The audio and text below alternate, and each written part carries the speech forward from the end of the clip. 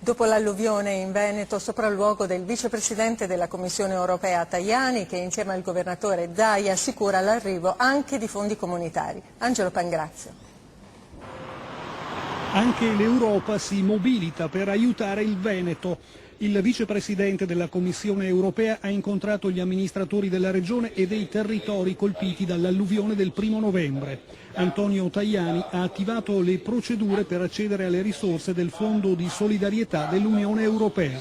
Il fondo prevede che sia risarcito, dopo l'approvazione naturalmente della documentazione che dovrà partire dall'Italia, il 2,5% del danno subito.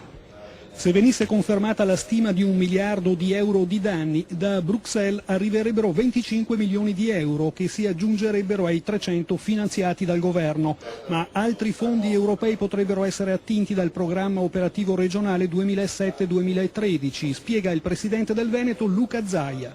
Direi che anche qui sul fronte dei fondi regionali, quindi dei fondi strutturali, potremmo pensare a una rimodulazione, a quello che stiamo vedendo in queste ore, fatti salvi gli impegni che già abbiamo preso con gli imprenditori e con i cittadini.